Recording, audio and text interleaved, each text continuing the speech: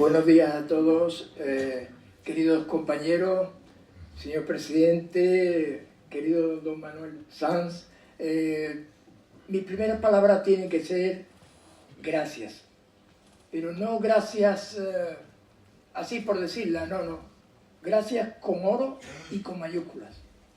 Gracias a todos vosotros y gracias al equipo humano, mujeres fundamentalmente, que me han ayudado para que este evento se lleve adelante. Durante la feria me he dedicado a poder agrupar a tantas personas como hoy pues están en este salón de actos. Salón de actos de un colegio de médicos del cual estamos orgullosos y estamos trabajando para que vaya adelante en todas las facetas, no solamente la médica, sino también la humana, que están totalmente implicadas, como bien sabéis, porque la mayoría soy médico de familia o pediatra de familia. Yo me siento muy orgulloso de poder colaborar en lo humilde y lo poco que soy. Y me toca presentar a un amigo, a un compañero, a un gran trabajador, a un trabajador de la medicina y del alma, mi querido amigo don Manuel Sanz Segarra, don Manuel. Él nació en Barcelona, no hace falta la fecha, un 25 de abril.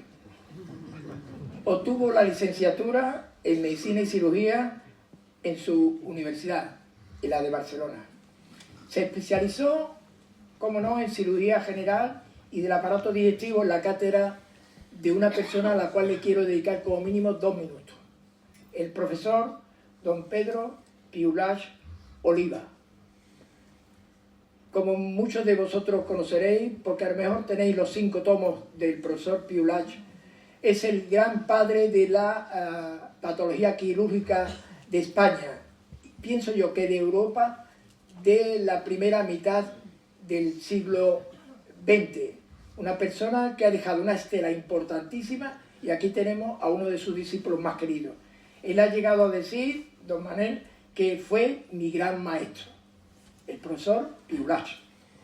Bien, una vez que estuvo con este profesor, desarrolló plenamente su carrera en el Hospital Universitario de Bellville, donde ejerció como jefe de servicios de cirugía general y del aparato digestivo, con especial enfoque a la cirugía oncológica.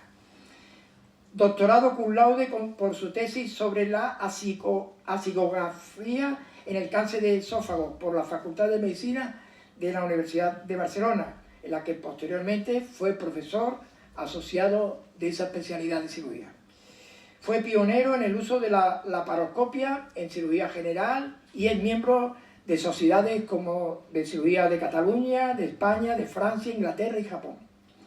El Colegio de Médicos le otorgó, el de Barcelona, el premio a la excelencia profesional por su trayectoria quirúrgica en su edición del año 2014. Es presidente de la sección de médicos senior, como ha dicho muy bien nuestro presidente, del Colegio de Médicos de Barcelona, y representante de los médicos senior de Cataluña en la Organización Médica Colegial. Además, es fundador y presidente de la Asociación de Médicos Senior del Hospital Universitario de Bellville. El pasado día 6 de mayo tomó posesión de una plaza como académico de número de la Real Academia Europea de Doctores y próximamente será nombrado también honoris causa por la Universidad Internacional de México, Distrito Federal. Investigaciones sobre la experiencia cercana a la muerte. El doctor empezó a investigar las experiencias cercanas a la muerte con el acrónimo ECM tras acontecer una experiencia de uno de sus pacientes que había conseguido ser recuperado tras estar en el estado de muerte clínica mientras ejercía una guardia en el servicio de urgencia. Después de este suceso, ha llegado a documentar directamente 5 casos clínicos de pacientes del Hospital de Bellville durante su etapa allí como médico y cirujano. En el transcurso de sus investigaciones ha estudiado las obras de expertos en la materia y se ha reunido con psiquiatras, psicólogos, neurólogos, físicos y diversos profesionales de especialidades médicas a los que expuso sus vivencias en estos pacientes que vivían una experiencia cercana a la muerte. Tras estas investigaciones y la lectura de miles de casos documentados de experiencias cercanas a la muerte en la bibliografía mundial, descritos por médicos y científicos como Elizabeth Kubler-Ross, Raymond Moody, Eben Alexander, Melville Morse, Pim van Lommel, entre otros. Manuel Sanz Segarra considera que el paradigma de la mecánica cuántica de la física teórica aplicado al ser humano presenta un gran paralelismo con los fenómenos que comentan los pacientes en las experiencias cercanas a la muerte. Existe una conciencia que tiene continuidad fuera del cerebro y que persiste después de la muerte física, que el doctor Manuel Sanz Segarra denomina conciencia no local o supraconsciencia. El doctor Manuel Sanz Segarra es además autor del libro La supraconsciencia existe, vida después de la vida, que se ha situado como uno de los libros más leídos en español desde su lanzamiento en octubre de 2024 y continúa su misión como médico senior explicando sus experiencias y ayudando, como él mismo dice, a despertar conciencias. Repercusión mediática. El doctor Sanz Segarra está realizando eventos en teatros, auditorios en España, en auditorios con capacidad entre 1.000 y 2.000 personas, con sold out en todos ellos. Teatro Coliseum de Barcelona, Teatro EDP, Gran Vía de Madrid, Cartuja Center en Sevilla, donde estuvo anoche, o Sala Mozart en Zaragoza, entre otros. Este último año acumula ya más de 100 millones de visualizaciones entre todas sus entrevistas de YouTube. En febrero de este año, de este 2024, el año pasado, abrió su TikTok, su Instagram y su Facebook, no le falta de nada, como diríamos en Sevilla, y ya cuenta con más de 4 millones de seguidores, sumando todas las plataformas. Un auténtico fenómeno de masas en idioma español, así me la ha puesto él. Además, su libro La supraconsciencia existe, vida después de la muerte, vida después de la vida, se ha situado como uno de los más vendidos en español y ya se ha traducido al italiano, al portugués, al polaco, al francés, al chino y próximamente también al inglés. Así que ya, sin más, el doctor Pérez Calero se calla para cederle la palabra a nuestro querido don Manuel Sanz Segarra, cuando quiera.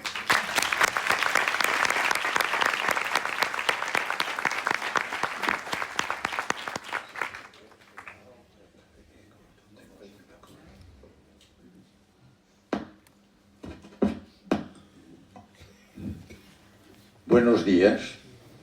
Yo en primer lugar quiero agradecer al Real e Ilustre Colegio de Médicos de Sevilla, a su Junta de Gobierno, a su presidente, al doctor Alfonso Carmona y a mi buen amigo Alberto Pérez, la amabilidad de esta invitación. La verdad es que me siento un poco en casa. Vengo con frecuencia a Sevilla, soy rociero, ya lo he comentado, de la Hermandad de Hinojos, y me siento como en casa, repito, muy a gusto en estas tierras andaluzas. Bien, yo les voy a hablar de mi experiencia personal, de lo que yo he vivido, las conclusiones que yo he sacado del estudio de mis enfermos en relación al fenómeno que ya se ha citado de experiencias cercanas a la muerte. Hay dos momentos en la vida del ser humano fundamentales. Es el momento del nacimiento, nos incorporamos a la vida de la dimensión humana, tridimensional. Y el segundo momento es cuando descubrimos el por qué estamos aquí, cuál es el sentido de nuestra vida. No es fácil descubrir el sentido de nuestra vida. Tales de Mileto, filósofo presocrático, lo expresa de una manera muy clara. Él dijo, lo más difícil del ser humano es conocerse a sí mismo y lo más fácil es hablar mal de los demás. Tristemente continúa siendo muy vigente, o estando muy vigente aún, esta frase. En la entrada, por ejemplo, del oráculo de Delfos pone, conócete a ti mismo. Es lo más difícil que hay.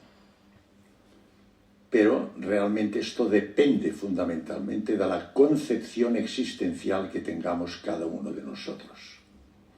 Es evidente que en nuestro entorno, en nuestra cultura occidental, nuestra formación se fundamenta totalmente en el método científico cartesiano y newtoniano. Es lo que impartimos, sobre todo a nivel de nuestra profesión en la medicina. Es lo que yo imparto a mis alumnos. Una formación totalmente fundamentada en el método cartesiano. Ya saben que se desarrolló a partir del Renacimiento del siglo XV. Hay que citar Copérnico, Galileo Galilei, Descartes, sobre todo, del siglo XVII, Isaac Newton, que introdujo el cálculo matemático. El método científico es el que nos estudia el mundo macroscópico, el mundo objetivable. Existe un claro dualismo, separación entre observador y objeto. Existe una localidad, cada objeto lo podemos definir con unos parámetros. Todo movimiento tiene una continuidad y condiciona un claro determinismo. Es decir, considera que el ser humano está en el universo como simple observador. Todo depende de las fuerzas de la naturaleza, fundamentalmente las 4 fuerzas bien conocidas: gravedad, electromagnética, nuclear fuerte y nuclear débil. Con esta visión macroscópica fundamentada en una ontología materialista, es decir, que considera la materia como el elemento estructural del universo, la visión del ser humano la podemos definir, así se define, como cuerpo, que es materia, y mente, con todas las actividades mentales. Aquí podemos incluir emociones, sentimientos, pensamientos, recuerdos, memoria y conciencia. ¿Qué es la conciencia? La conciencia la podemos definir como el conocimiento de nuestra existencia, de nuestras reflexiones y de nuestros actos. En este momento nuestra conciencia nos permite saber quién soy, dónde estoy, en qué medio me muevo, en qué entorno estoy y qué hago. Esta conciencia local o neuronal es propia de la actividad de nuestras neuronas, de las reacciones bioquímicas de moléculas dentro de nuestras neuronas. Por esto se llama conciencia local o neuronal. Prueba de ello es que si inhibimos la conciencia, si inhibimos las neuronas, desaparece la conciencia. Por ejemplo, durante el sueño, con una anestesia general. Por esto Descartes definió todos los fenómenos anímicos como epifenómenos de la materia, de la neurona, de nuestro cerebro. Con esta visión ontológica materialista, definió la vida Descartes con una frase bien conocida: pienso, luego existo. Pero esto conlleva también que la muerte física, que según la segunda ley de la termodinámica, que nos dice que todo tiene tendencia al desorden, a la entropía, la muerte de nuestras neuronas supone el fin de nuestra actividad cerebral. Dejamos de pensar, por lo tanto dejamos de existir. Según nuestra formación médica, científica, la muerte física es el fin de nuestra existencia. Se termina todo. Por esto los médicos vemos un poco, sobre todo en el mundo quirúrgico, la muerte como nuestro gran enemigo. Hemos de luchar contra la muerte, que no nos gane. Si nos gane, perdemos, se nos lleva al enfermo. Porque, repito, la muerte supone el fin de nuestra existencia. Bien, esta es la formación que yo tenía. A mí, esto es lo que me enseñaron en la facultad y lo que yo enseño a mis alumnos en la facultad. Pero como ha citado mi amigo Alberto, un día en la guardia, pues traté a un paciente diagnosticado de muerte clínica. Ya saben ustedes que la muerte clínica es una situación a la que abocan situaciones graves, por ejemplo, traumatismos, hemorragias graves, situaciones de anemia aguda, shock séptico, infecciones, shock anafiláctico y complicaciones perioperatorias. Son las que vemos nosotros en el ámbito quirúrgico. La muerte clínica se define por un paro cardíaco, paro respiratorio, sin reflejos, con midriasis pupilar y sin actividad mental, objetivado con un electrocardiograma plano y un electroencefalograma plano a partir de los 15-20 segundos. Cuando se para el corazón a partir de los 15-20 segundos, el electroencefalograma es plano, no hay ninguna de las 5 posibles ondas de un electroencefalograma normal. Bien, todos estos enfermos sabemos, aplicamos, hoy está bien protocolizado, sobre todo hay que hacerlo rápido, en el primer minuto recuperamos hasta el 30 y tantos % de pacientes de la muerte clínica, pues recuperamos. Y algunos de estos enfermos que recuperamos, pues me explicaron una serie de vivencias y experiencias que a mí me llamaron profundamente la atención. Porque yo tenía una concepción de lo que es la identidad del ser humano propia y característica y consecuente a mi formación con el método científico. Nuestra conciencia local o neuronal, su identidad, es lo que definimos como ego. El ego es nuestra falsa identidad. Yo le llamo el no-yo. Se origina en el exterior. Tiene un origen material. Depende fundamentalmente de la opinión de los demás. Y los objetivos son materiales. Éxito, fama, riqueza, poder, dominio. Y para obtener estos objetivos condiciona con frecuencia unas dinámicas vitales muchas veces muy negativas. Envidias, celos, odios, agresividad, violencia. Como definía Gandhi, la violencia es el límite de la incompetencia. Curiosamente, en nuestra civilización occidental, en la que impera un gran egocentrismo, esta identidad falsa del ser humano, solo que abramos la televisión, la radio, un medio de información o salgamos a la calle, ¿qué es lo que vemos? Violencia, agresividad, guerras, falta de valores. Esto es egocentrismo que impera. El ego, nuestra falsa identidad, se mueve en el pasado, que despierta sentimientos de sufrimiento, y en el futuro, sentimientos de angustia, porque no sabemos si obtendremos el objetivo que nos hemos establecido. Es enemigo del presente, del momento actual. Por esto, nuestra vida en la civilización nuestra va tan rápido, siempre vamos corriendo y acelerando. Estamos siempre con el pensamiento del pasado proyectándonos hacia el futuro, cuando en realidad lo que realmente tenemos es el momento actual, el ahora, el presente. Todo lo demás es hipotético. El futuro no sabemos qué pasará y el pasado no se repite. Pero esta es la forma de actuar del ego. Por otra parte, el ego también se mueve entre opuestos. La vida del ego está llena de opuestos. Vida, muerte. Salud, enfermedad. Siempre hay el contrario. Y en la frontera de los opuestos siempre se establece lucha, porque el ego intenta eliminar el opuesto que no le interesa. Y esto no se consigue nunca. Lao Tse, en el Lao Tse Tung, un libro interesantísimo, lo expresa muy claro. Los opuestos es una ilusión del ego. Hay una forma de expresarlo muy gráfica. Si trazan ustedes una línea curva, en un lado es convexo y en el otro es cóncavo. No existe el cóncavo sin el convexo. No existen los opuestos. Es una ilusión total del ego. Esta es la dinámica propia del ego. Por otra parte, el ego nunca nos permitirá ser ni felices ni realmente libres. Lo que condiciona el ego es momentos de placer. Cuando conseguimos nuestro objetivo material, tenemos un momento de satisfacción, de bienestar, que se acompaña de una gran dinámica de actividad, de una gran actividad. Y el momento de placer es efímero y generalmente le sigue el sufrimiento. Incluso tiene una respuesta bioquímica muy clara. Ustedes saben que toda actividad anímica tiene un sustrato bioquímico, los neurotransmisores. Hay muchos y tienen un impacto cada uno de ellos en la actitud y estado de ánimo de la persona.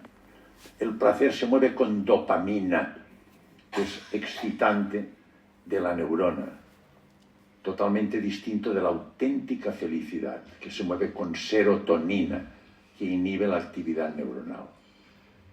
Tampoco seremos realmente libres con el ego. Tendremos una falsa libertad.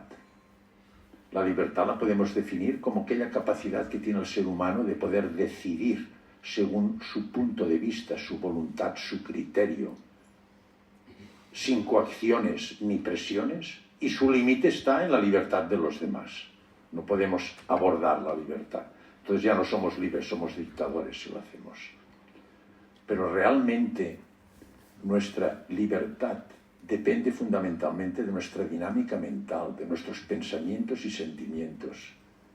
¿Y qué pensamientos y sentimientos tenemos en nuestra civilización actual? Es lo que constituye lo que definimos como carácter. El carácter es la manera de pensar, ser y actuar del ser humano. Y esto lo definió muy bien Aristóteles. Aristóteles dijo, tiene unas frases preciosas que tienen toda su vigencia hoy día.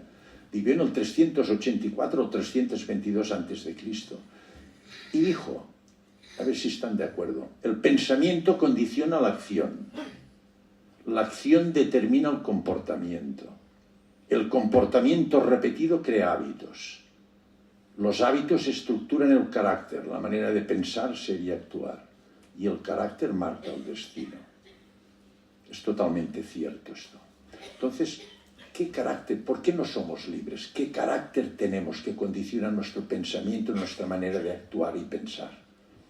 El carácter, como hemos dicho, se estructura con unos hábitos. ¿Cuándo se adquieren los hábitos? Los hábitos se adquieren ya en el claustro materno y durante los primeros años de vida. ¿Y dónde se adquieren? Fundamentalmente en el entorno familiar. Nuestra sociedad parece que tenga una ansia tremenda de destruir este núcleo fundamental.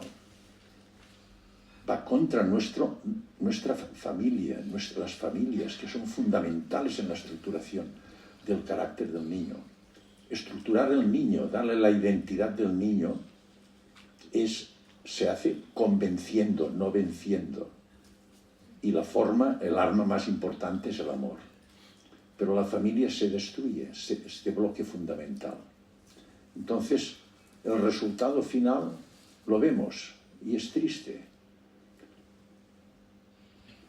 La gente tiene un carácter tan estructurado en su egocentrismo que, les voy a decir, en el Colegio de Médicos hicimos junto con el Departamento de Sanidad de la Generalitat de Cataluña un estudio de la mortalidad en Cataluña y quedamos aterrados. ¿Saben cuál es la principal causa de muerte de los 15 a los 35 años? El suicidio. Entonces, yo he tratado pacientes de estos, toman salfumán, lejía o se tiran al tren o al metro. Pues los que no lo han conseguido, yo he tratado varios con salfumán, es una cirugía muy compleja, hay que hacer esófago-gastrectomía de urgencia, esofagostomía y ionostomía y después una coloplastia, una esófago-coloplastia. Y después de toda esta cirugía a veces otra vez lo hacen y entonces ya no hay nada que hacer. Pues hablando con estos pacientes, todos dicen lo mismo. Dice, tenemos todo lo material, se consigue lo material. Dice, pero lo material nos da placer, lo que decíamos antes. Y al placer le sigue una sensación de vacío, de falta de sentido, de falta de trascendencia, de justificación de lo que decíamos al principio, de encontrar un sentido a la vida. Y las personas predispuestas, esto les aboca al suicidio. Este es el resultado, triste resultado final de este egocentrismo. Es tan importante, uno se pregunta, y yo me lo he hecho muchas veces preguntar, con lo importante que es el ser humano y el gran potencial mental que tiene, ¿cómo puede ser que nos aboquemos con este gran progreso científico hacia una situación que nos conlleva a la destrucción de nuestra civilización y se habla del planeta? Esto quiere decir que nuestra auténtica identidad no es el ego, hay algo más aquí, algo que está escondido, que no aflora, alguien lo tapa, lo evita que se manifieste en nuestra auténtica identidad. Y esto es el ego. El ego tiene 4 armas muy potentes para evitar que se manifieste nuestra auténtica identidad. Es la ignorancia. Todo esto que comentamos la gente no lo sabe. Y fíjense bien, poderes fácticos, políticos y medios de comunicación no les interesa que lo sepan esto. Porque cuando uno descubre su auténtica identidad, que yo llamo supraconciencia, descubre la felicidad y descubre la auténtica libertad. No se dejaría engañar como nos engañan. Cuando uno descubre la supraconciencia, la auténtica identidad de uno, les puedo asegurar que la vida es un milagro, es un regalo, es una joya. Uno ve la esencia la divinidad en cada objeto. Es maravillosa la vida. Totalmente al contrario de lo que provoca y aboca el ego, que aboca al suicidio.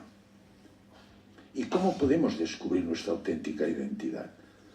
Yo la descubrí con lo que les decía antes, con un paciente que operé, tenía un hemoperitoneo, lo operé por lesiones viscerales internas, se recuperó. Y entonces en el postoperatorio me contó una experiencia cercana a la muerte. Una serie de vivencias que a mí me llamaron muchísimo la atención, porque iban en contra de mis principios, fundamentados en el método científico. Coincidían exactamente con el tiempo en que el paciente estaba clínicamente muerto. Es decir, que no había actividad cortical. Era imposible que esto surgiera de su cerebro. Entonces esto surgía de algo que no era el cerebro. Y lo que me contó me llamó tanto la atención. Pedí, y yo no sabía por qué. No sabía absolutamente por qué se producía esto. Y pedí consejo a otros expertos de otras disciplinas. Me reuní con psiquiatras, con psicólogos, con neurólogos, con cardiólogos de las unidades de coronarias. Fue una reunión muy tensa. Y les comenté esto. Digo, mirad, yo veo esto en mis enfermos y yo no sé por qué. Vosotros que tenéis conocimiento más profundo en estos aspectos, ¿tenéis alguna explicación? La respuesta, son médicos, fue la misma que la que sabía. Dice, no te compliques la vida. Estos son alucinaciones. Son trastornos de la dinámica neuronal a consecuencia del sufrimiento que provoca la falta de irrigación cerebral por el paro cardíaco del enfermo diagnosticado de muerte clínica. Pero yo ya había revisado muchísima biografía. Y entonces les contesté, hay cosas que no cuadran con una alucinación. En primer lugar, las alucinaciones están provocadas normalmente pueden ser por sustancias químicas, por ejemplo, la ketamina, un anestésico que es altamente alucinógeno, por drogas, tristemente vemos mucho, y sobre todo en los brotes psicóticos en la esquizofrenia. Digo, mis enfermas no tienen estos antecedentes. Digo, he revisado la bibliografía mundial. Hay miles de casos descritos de experiencia cercana a la muerte. Miles. Es decir, que ya no es una cosa anecdótica o casual. Cuando son tantas, algo hay que justifica. Tiene que haber una respuesta a lo que buscamos siempre los médicos ante cualquier fenómeno. La etiopatogenia, una causa, y la fisiopatología, el mecanismo íntimo de producción. Yo no lo sé. Dice, no te compliques la vida. Digo, bueno, he visto que la estructuración de una experiencia cercana a la muerte es perfectamente lógica. La secuencia de vivencias tienen una lógica total. Digo, las alucinaciones, ellos me dijeron, son absurdas, no tienen ninguna lógica. Digo, mis enfermos se acuerdan toda la vida, y cuanto más tiempo pasa, más se acuerdan. Yo los he seguido durante años, estos pacientes, y les aseguro que cuanto más tiempo, más presente está en su vida. Dice, no, la alucinación les da vergüenza y no les interesa, se olvidan, no quieren saber nada. Y finalmente he visto que la experiencia cercana a la muerte condiciona un impacto psicológico muy importante en el paciente, sobre todo en lo que hace relación a su concepción existencial, que determina un cambio en su dinámica vital, en su rol vital. Miren si es importante que Bush, saben que en América les gustan mucho las estadísticas, hizo una estadística de los pacientes, o varones o hembras casados, que habían tenido una experiencia cercana a la muerte y se recuperaron. Más del 75% se divorciaron después. Y la causa fue porque cambió totalmente la relación entre ellos. El otro le decía, tú no eres el mismo. Cambia rotundamente su dinámica vital. Me dijeron, en las alucinaciones no pasa. Entonces los psiquiatras y psicólogos me dijeron, tuvieron que reconocer que no es lo mismo, es algo distinto. Entonces bien, hablé con los neurólogos, duros, muy duros, y me dijeron, estos son alucinaciones, no te compliques la vida. Digo, no hombre, vamos a ver. En primer lugar, les pregunté, yo no sé si hay algún neurólogo aquí, seguro que lo hay, que me justifiquen de la reacción bioquímica entre moléculas dentro de la neurona. Ontológicamente, las moléculas son partículas materiales. ¿cómo me explicas que de la reacción entre materias te dé como resultado una actividad anímica sin sustrato material según el método científico? La respuesta, ¿saben cuál fue? No lo sé. En segundo lugar, estos pacientes en la experiencia cercana a la muerte, a mí me lo han hecho y puedo certificarlo, me explican lo que está ocurriendo a distancia, puede ser las antípodas. Hay una transferencia de información independiente del espacio y del tiempo. A mí coincidiendo exactamente con el tiempo que están clínicamente muertos.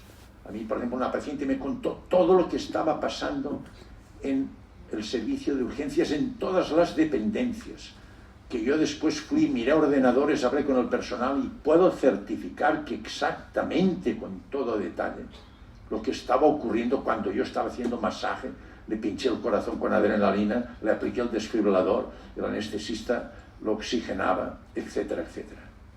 ¿Cómo puede ser esto? El neurólogo me dijo, no lo sé. Otra cosa que explican ellos con una facilidad tremenda es que pasan estructuras sólidas. Había una enferma que nos conocía, fíjense, una sanitaria que trabajaba en mi hospital, tuvo una experiencia cercana a la muerte, por una muerte clínica, por un grandísimo accidente. Entonces salen fuera, nos vio, nos reconoció a todos y no sabía quién le reanimaba, y nos reconoció con nombre y apellidos a todos. Y entonces, ante la sorpresa, y ella se vio ella misma encima de la camilla. Esto se llama autoscopia. Tuvo una sorpresa tremenda, entonces intentó comunicarse conmigo porque nos conocía. Ella vio, dice, usted me estaba haciendo masaje y me pinchó el corazón. Se intentó acercar porque no pueden hablar, están en otra dimensión energética. Dice, le toqué y mi sorpresa fue enorme. Pasé a través suyo. Pasan a través de estructuras sólidas. Tienen la capacidad de atravesar estructuras energéticas de gradientes distintos. Le comenté todo esto al neurólogo. El neurólogo me dijo, no tengo explicación. Y entonces le dije, y ahora te voy a rematar. Se ha hecho resonancias magnéticas funcionales a pacientes que han tenido una experiencia cercana a la muerte. Y se les ha solicitado que comentaran su experiencia cercana a la muerte con toda clase de detalles, mientras se practicaba resonancia magnética funcional. Y entonces se ha visto lo siguiente, esto está certificado con placas. Cuando comentaron un objeto que no habían visto nunca en su vida, ni volvieron a ver nunca más, solo lo vieron durante la experiencia cercana a la muerte, y lo comentaron mientras se practicaba resonancia magnética funcional, se activó el lóbulo occipital. El neurólogo, cuando le dije esto, me dijo, esto no puede ser. Digo, hay imágenes aquí. Y yo le pregunté, ¿por qué te extraña? Dice, porque realmente vi este objeto. Y yo le dije, hombre, tú me dices que estos son alucinaciones y ahora me dices que realmente vio el objeto. Dice, puedo certificar que vio el objeto. Ni es un sueño ni es una alucinación. Este enfermo no es mentira, vio este objeto. Digo, explícame por qué. Cuando vemos un objeto que nos interesa, entonces condicionamos memoria visual de este objeto y se realiza en el lóbulo occipital, donde interpretamos la visión. Intervienen lo que llamamos las neuronas espejo, que se conocen. Dice, este enfermo tenía memoria de este objeto. Y al comentarlo hubo interferencia y activó nuevamente el lóbulo occipital. En conclusión, él me dijo, tu enfermo realmente vio este objeto. La experiencia cercana a la muerte no es una alucinación, no es un sueño ni es una mentira. Estas son pruebas que tenemos objetivas y las hay a miles de casos. Salimos de allí, yo más convencido que nunca, que no tenía nada que ver, no teníamos nadie ni idea de lo que era la experiencia cercana a la muerte. Y les puedo asegurar que psiquiatras, psicólogos y neurólogos salieron de allí con la cabeza bien baja, convencidos de que aquello no sabíamos lo que era y no eran alucinaciones. Entonces se nos planteaba cómo podemos interpretar esto, cómo podemos buscar la etiopatogenia exacta, la fisiopatología de este fenómeno. Entonces me introduje en otra disciplina, que es la mecánica cuántica, la física teórica. Estudié física teórica, hice cursos de física teórica. hablé con físicos teóricos de la universidad.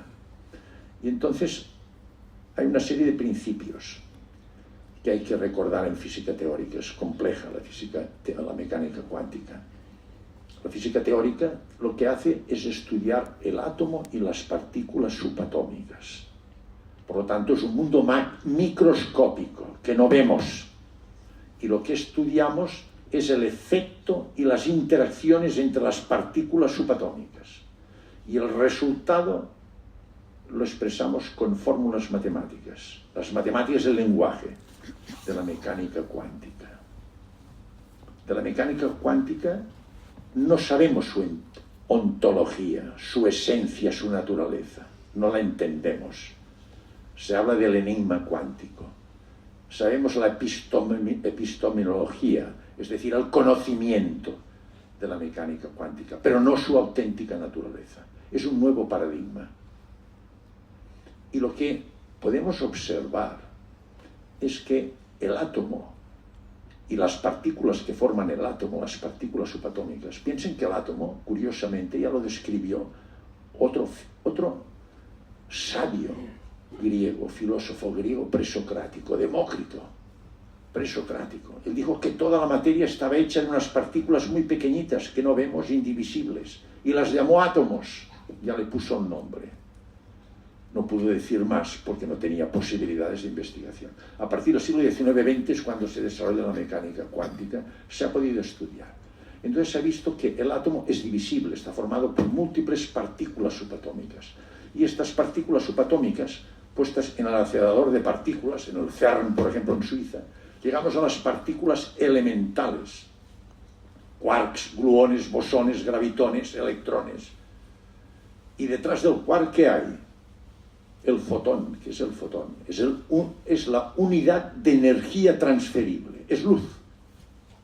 Todo es energía. El elemento estructural real del universo no es la materia, es la energía. Y la energía tiene dos propiedades fundamentales: ni se crea ni se destruye, se transforma. Energía potencial, cinética, calorífica, electromagnética. Y la energía está en continuo estado vibratorio y se propagan ondas electromagnéticas de frecuencia y amplitud e intensidad variable. Toda energía es información y son ondas electromagnéticas. Cuesta un poco entenderlo esto, es un nuevo paradigma, pero esta es la realidad estructural. Esto está súper demostrado y es cierto, con fórmulas matemáticas. Hay que considerar 4 puntos fundamentales en la mecánica cuántica, una serie de principios. El primer principio es que las partículas subatómicas pueden estar en un momento en varios lugares a la vez y pueden manifestarse como partícula o como energía. Esto se llama superposición de estados, descritos por Louis de Broglie, premio Nobel. Segundo lugar, Neil Bohr, premio Nobel, demostró que si intentamos mesurar o que interviene una conciencia, la onda de energía se transforma en materia. Esto se llama colapsar la energía. No somos deterministas, sino que somos co-creadores del universo. Somos capaces de colapsar la energía en materia. Roger Penrose, premio Nobel 2020, dijo: para que la física teórica evolucione, es necesario estudiar en profundidad la conciencia, porque la conciencia es capaz de colapsar la energía en materia. Tercer principio, Heisenberg, premio Nobel. La física, las partículas subatómicas no se rigen por la ley causa-efecto, sino que se rigen, hay un indeterminismo, una probabilidad. No podemos saber dónde está el electrón y qué velocidad lleva. Es el principio de indeterminación, incertidumbre. Y el cuarto, descrito Rosen, Einstein, Bohm, Bell, varios premios Nobel, Podolsky, etc., vieron que las partículas relacionadas, entre ellas hay una transferencia de información independiente del espacio y del tiempo. Se rigen por los mismos principios. Esto es el entrelazamiento cuántico. Pues bien, si aplicamos los principios de la realidad estructural del universo en el ser humano, que es pura energía, definiremos al ser humano por qué es el cuerpo. Es energía de baja frecuencia que se manifiesta como materia. Ya hemos dicho que las partículas se pueden presentar como materia en baja frecuencia o como onda vibratoria en alta frecuencia. Nuestro cuerpo, nuestra materia, cualquier materia es energía de baja frecuencia, con una particularidad difícil de entender. La distancia entre las partículas subatómicas es enorme. Si se imaginan colocar el núcleo de un átomo, imagínense que tuviera el tamaño de una pelota de ping-pong y la ponen en el centro de un campo de fútbol, ¿saben dónde están los electrones girando? En la última grada de los espectadores y más lejos. Hay enormes espacios entre las partículas subatómicas. Todo lo sólido estructuralmente está vacío. Y esto condiciona lo que se llama el efecto túnel. Efecto túnel es la capacidad que tienen las partículas de atravesar estructuras de gradientes energéticos distintas. En segundo lugar, la mente. Todas las funciones anímicas que no tienen sustrato material, que no explicaba el método científico, con la mecánica cuántica se estudian perfectamente. Son energía de alta frecuencia que se manifiestan como ondas y que nosotros podemos registrar en el electroencefalograma. Y finalmente hemos de reconocer que existe una energía sutil que no podemos nosotros detectar, que tiene continuidad fuera del cerebro, que persiste a pesar de la muerte física y que se la llama conciencia no local, es información, porque si está fuera, sale fuera del cerebro. Otros le llaman espíritu y otros, y a mí me gusta llamarle supraconciencia, porque está por encima la conciencia local o neuronal. Esta supraconciencia que persiste a pesar de la muerte física con estas pruebas objetivas y evidentemente las pruebas trascendentes que nos cuentan, por ejemplo, que ven una luz, que ven a familiares. Esto es frecuentísimo, que vean a familiares ya fallecidos. A mí hay enfermos que me han dicho, doctor, la muerte es un camelo, no es verdad. Yo he estado con mi madre, me he comunicado telepáticamente con mi madre. Mi madre vive en otra dimensión. Esto ayuda muchísimo a los duelos. Las personas que están sufriendo un duelo piensen que el ser querido está en otra dimensión, porque esta supraconciencia es holística respecto a la conciencia primera. ¿Qué es la conciencia primera? Hay una conciencia primera, una inteligencia primera. Es el principio de todas las religiones. Nosotros le llamamos Dios, otros le llaman Jehová, Alá, Brahma, Tao, registro acásico, llámelo como quiera. Pero hay una conciencia primera, una inteligencia universal. Y esto hoy se puede demostrar por cosmología. Hace 13.780 millones de años en el Big Bang se hizo el universo. Y por la aparición de la vida en el planeta hace 4.000 millones de años. Se puede demostrar la existencia de una conciencia primera. Hay un creador en el Big Bang. Alguien hizo esto. Entonces, nuestra supraconciencia es holística, por lo tanto, forma parte de esta conciencia primera. Por lo tanto, tiene sus propiedades, que es la omnipresencia, la eternidad, la omniscencia. Por ejemplo, la intuición. ¿Qué es la intuición? La intuición es una forma de precognición. Estos pacientes se vuelven tremendamente intuitivos, porque viven el presente. La supraconciencia se mueve solo en el presente, en el momento actual. Solo hay momento actual y presente en la supraconciencia. No hay ni pasado ni futuro. Esto es la eternidad. Y es omnipotente, lo puede todo. ¿Qué es la creatividad? ¿Qué es la obra de arte? Es la expresión de la supraconciencia en un momento determinado, que el artista la manifiesta con un lenguaje artístico, la pintura, la escritura, la música, como ustedes quieran. Le preguntaban a Giacomo Puccini, un periodista, ¿cómo es que usted ha compuesto Madame Butterfly? Dice, yo soy el obrero del Todopoderoso. Esto aparece aquí, yo lo copio, lo paso al pentagrama para que la humanidad lo disfrute. Es omnipotente. No me quiero alargar, pero sí que les quiero comentar una cosa. Esta nuestra auténtica realidad condiciona un impacto tan importante en estos pacientes que yo he seguido y les he preguntado en qué cambia su vida. Cambia profundamente. En primer lugar, me dice que se sienten tremendamente incomprendidos. No pueden hablar ni comentar su experiencia cercana a la muerte porque no les entienden. Incluso hay casos en la biografía considerados como psicópatas por contar y manifestar su experiencia cercana a la muerte. En segundo lugar, y esto es importante, se pierde rotundamente el miedo a la muerte. A mí me han dicho, pero tan cierto como estoy aquí, doctor, usted me ha perjudicado reanimándome. Usted no sabe lo bien que se está en el otro lado. Y usted va y me reanima, me vuelve otra vez a este valle de lágrimas. Esto me han dicho a mí mis enfermos. Dice, la muerte no existe. Yo estuve con mi madre, con mi padre, etc. Y descubren casos de su vida que desconocían totalmente. Hay un caso curioso, les podría explicar cientos, pero uno curiosísimo. Un gran científico tuvo una experiencia, una muerte clínica, una experiencia cercana a la muerte. La comentó con su familia.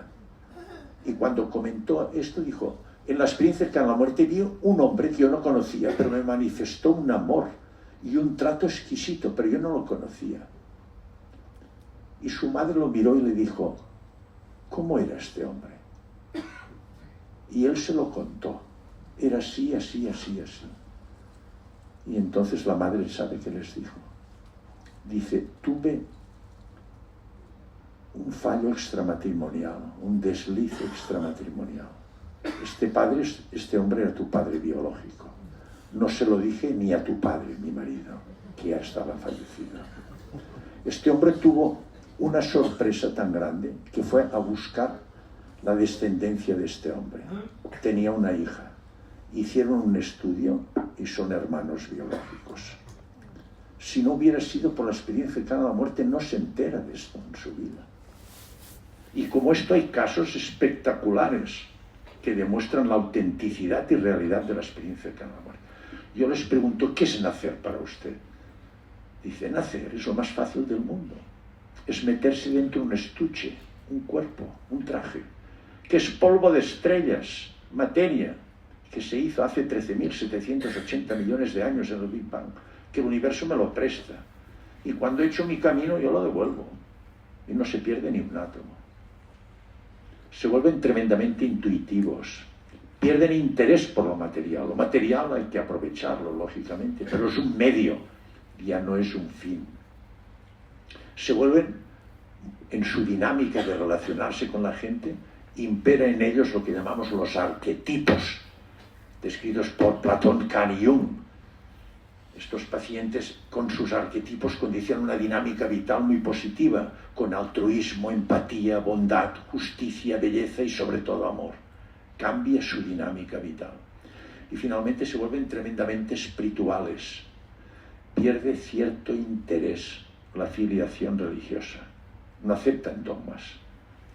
La espiritualidad es una necesidad imperiosa de introspección, de buscar nuestra auténtica esencia, que es la supraconciencia, y proyectar hacia su origen, que es la conciencia primera. Bien, yo quiero terminar, para no alargarme, lo que me dijo mi amigo Alfredo, 3/4 de hora. Hoy no podemos negar la existencia en la realidad de las experiencias cercanas a la muerte. Y evidentemente las experiencias cercanas a la muerte nos demuestran que nosotros somos seres espirituales, que durante un tiempo nos metemos dentro de un traje material. Pero nuestra auténtica esencia es la supraconciencia o espíritu, como ustedes quieran, llámenle como quieran. No es lo mismo el alma, ¿eh? Hay tres cosas distintas. Conciencia local, alma y espíritu o supraconciencia. Son tres cosas distintas. Somos seres espirituales.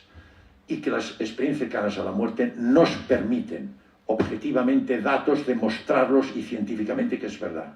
Y los fenómenos trascendentes, hay un paralelismo muy marcado con los principios de la mecánica cuántica. Nos falta mucho por saber, pero evidentemente hoy podemos asegurar y afirmar que la experiencia cercana a la muerte es cierta y nos permite definir al ser humano, repito, como seres espirituales. Y esto nos tiene que ayudar muchísimo a entender nuestra vida. Nuestra vida es un camino para perfeccionarnos. No sé si conocen a Teilhard de Chardin, un gran jesuita. Intentó unir ciencia y espiritualidad. Casi lo destierran, nos comulgan casi y no dejaron publicar sus obras. Él decía que empezamos en el punto alfa con impurezas y llegamos al punto omega de la santidad, budeidad, iluminación. Y en cada vida, cada obstáculo es una enseñanza para llegar a la situación de budeidad, del avatar de la santidad. Esto nos tiene que ayudar mucho, repito, sobre todo a las personas que pasan un duelo. El duelo, tenemos que pensar que nuestro ser querido persiste en otra dimensión. Y hay muchas personas que tienen de alguna forma manifestación, nos pueden ayudar desde el mundo en que están, en otra dimensión. Hay personas que tienen sensación de que está presente y de alguna manera se les manifiesta y se les ayuda sobre todo en momentos críticos. Es una realidad. Piensen que sus seres queridos continúan en otra vida. No lo podemos. Mark Twain, lo recuerdan, un gran humorista y escritor, el creador de Tom Sawyer, decía, cuando las evidencias son tan claras, negarlas es de idiota. A mí no me gusta esta palabra, pero es una palabra de Mark Twain. Pero esto es así. Muchas, muchas gracias por su atención.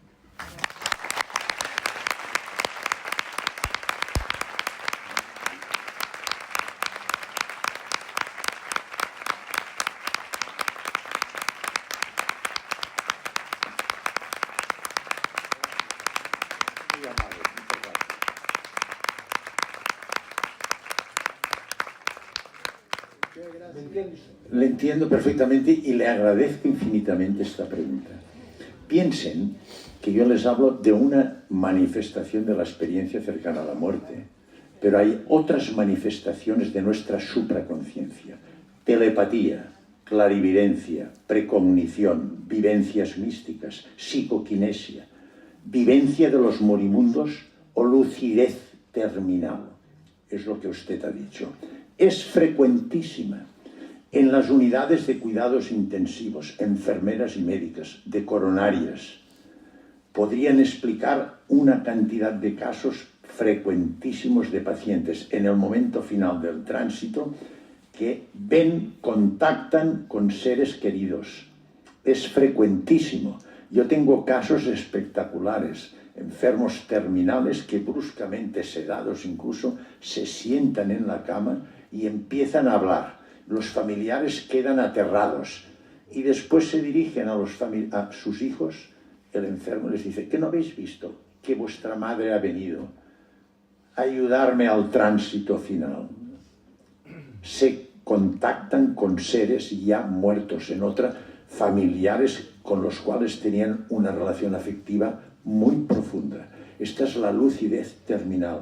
Es frecuentísima. Lo que pasa es que la gente tiene miedo de comentarlo, porque es un nuevo paradigma. Yo lo he pasado muy mal con todo esto, porque este nuevo paradigma remueve los cimientos del método científico. Y hay una oposición frontal, muy dura, de científicos, compañeros médicos. A mí me han dicho, no te metas en esto, que te vas a perjudicar tu carrera profesional y perjudicarás tu servicio. Me han dicho esto. Científicos, teólogos cristianos, filósofos, físicos teóricos. Pero os voy a decir una cosa, va cambiando esto, va cambiando. Fíjense bien, para mí es un orgullo estar en un colegio de médicos. Y hace unos años yo no podía hablar con un médico de esto, no podía hablar con un teólogo. El día 10 de enero estuve más de media hora hablando con el Santo Padre, con el Papa Francisco. Él y yo solitos, del libro. Y me dijo, continúe haciendo lo que hace usted. Dice lo mismo que dice la Iglesia. La Iglesia dice que hay un Dios, y yo digo que hay una conciencia primera, que es holística, y que esta conciencia primera, nuestra supraconciencia holística con esta, se manifiesta en cada uno de nosotros con la supraconciencia, y que es eterna, si es lo que dice la Iglesia. Y él me dijo, dice, ¿cómo es que usted llena teatros de 2000 y la iglesia está vacía? Me dijo esto. Y yo le dije, santidad, la respuesta es dura. ¿Saben qué me dijo? Dice, usted está aquí para decir la verdad. Digo, pues la voy a decir. Dice, y yo intento demostrar científicamente esta realidad. La gente hoy día no acepta dogmas, quiere evidencias. Y la Iglesia se mueve mucho con evidencias, y sexismo hay mucho. La Iglesia, tristemente, no ha evolucionado en relación a la evolución de nuestra civilización actual. Y esta es la causa. La gente necesita y busca una trascendencia, si no se suicida. Nos está pidiendo la sociedad que les demostremos que realmente hay una trascendencia en la vida. Pero lo quiere con evidencia. Digo, yo lo hago, intento hacerlo.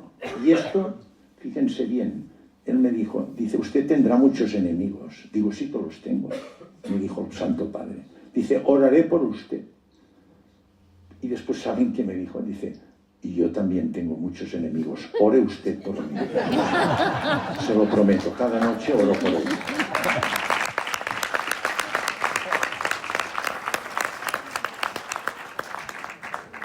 Muchas gracias. Se ha hablado de un paradigma que está cambiando, que se llama el paradigma postmaterialista, como usted sabe, en el que confluyen filósofos, científicos. Podía dar muchos ejemplos y le sugeriría al Colegio Médico, ¿no?, que trajera en esta línea, porque lo que habla es muy trascendente. Realmente la vida perdura en otros planos de existencia, y aquí hay físicos, los conoce, ¿no? Scientific Medical Network, Open Science, Galileo Commission, donde hay congresos, revistas, muchas publicaciones.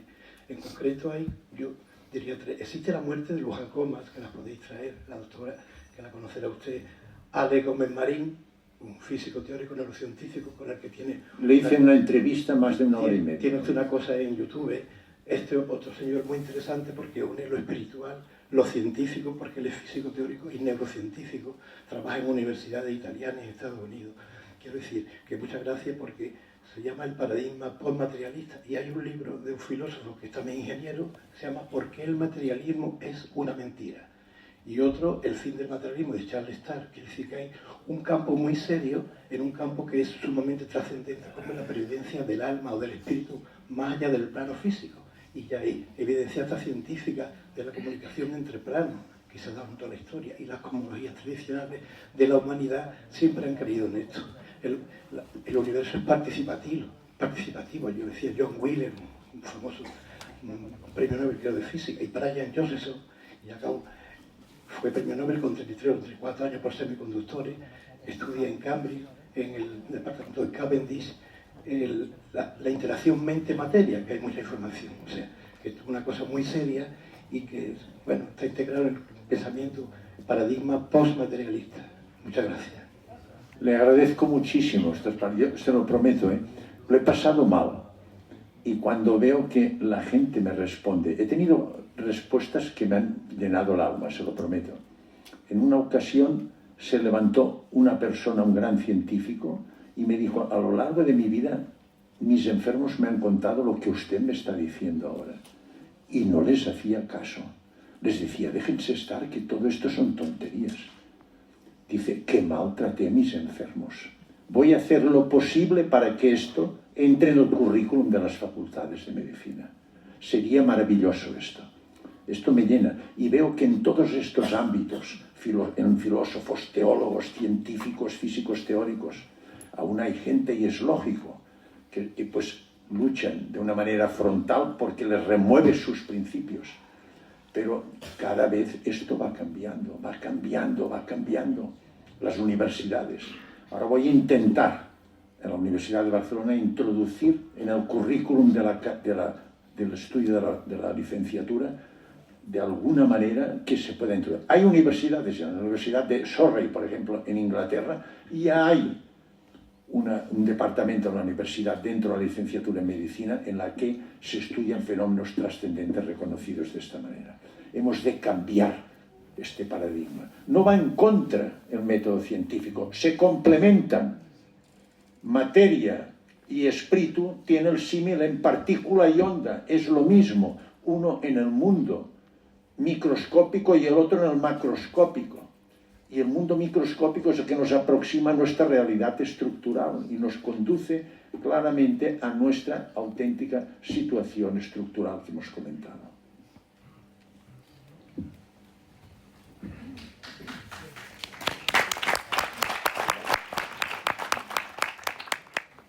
Muchísimas gracias, don Manuel. Soy uno de los muchos seguidores de YouTube que le conocemos desde hace algún tiempo. La pregunta concreta es sobre la reencarnación. ¿Qué lugar ocupa la numerología en la reencarnación, en la espiritualidad judía en relación con la reencarnación? Le agradezco la pregunta. Miren, yo tengo una formación católica cristiana en mi familia y les doy las gracias. Pero, lógicamente, en mi evolución llegó un momento pues, que yo me hice una serie de preguntas y como pasa con mucha frecuencia en una época determinada, uno se va alejando porque los dogmas no te llenan. Entonces, yo, fíjense bien, no hablo de reencarnación, porque en mi entorno, donde yo me muevo, catolicismo, cristianismo, no se acepta la reencarnación.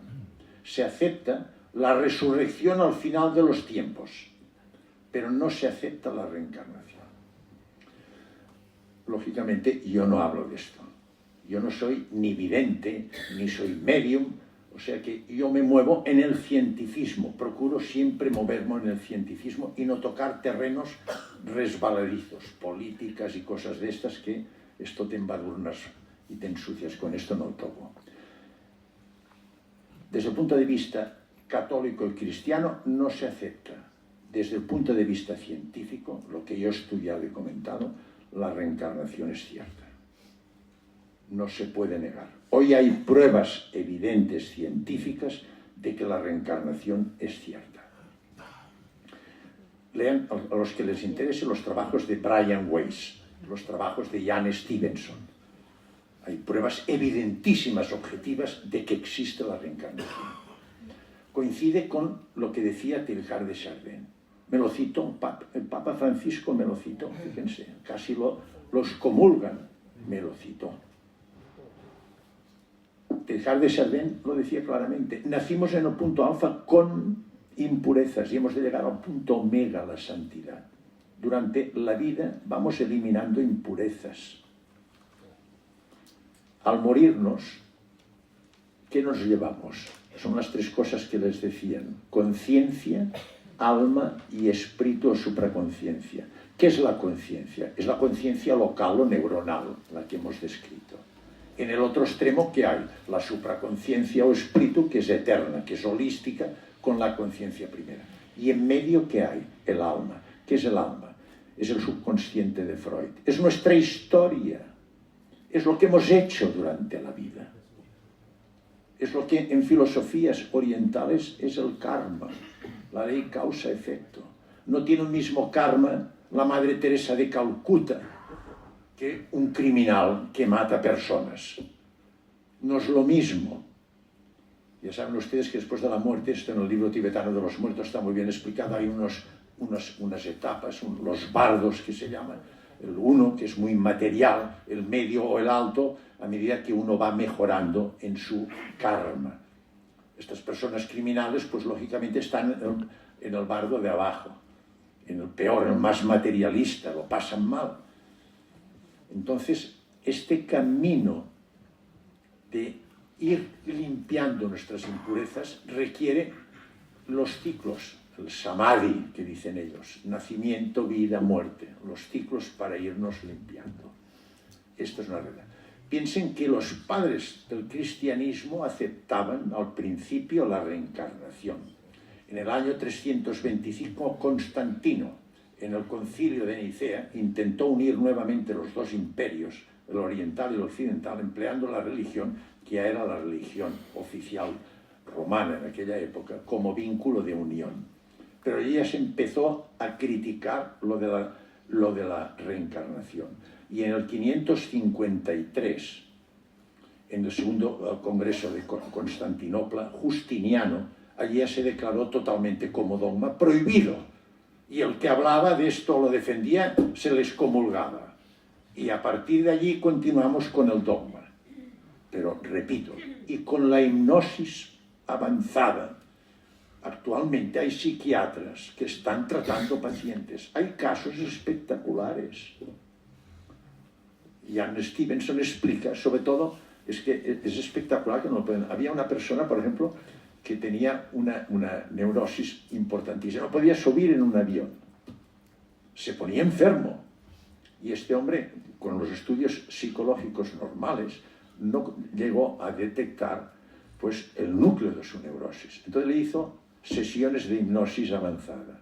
Y en la hipnosis avanzada, este hombre se trasladó a vidas pasadas. Y comentó que era un aviador de la Segunda Guerra Mundial, que llevaba un caza.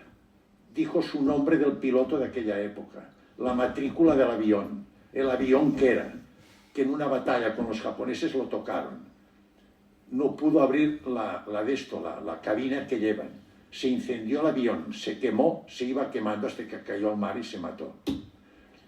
Entonces buscaron en el Departamento de Guerra de Estados Unidos el nombre de este piloto, la marca del avión, la matrícula del avión y tal. Exactamente lo que dijo este hombre es lo que ocurrió con el nombre de este aviador, la matrícula de donde esto. Hay tantos casos que se demuestra que esto es verdad y con la hipnosis hoy se emplea a los psiquiatras para buscarlo. Este enfermo, al descubrir de esta manera su foco neurótico, se curó, subió otra vez en aviones. Es decir, repito, yo no predico porque estoy en un entorno que no quiero buscar intranquilidades, pero hoy día no podemos negar la reencarnación.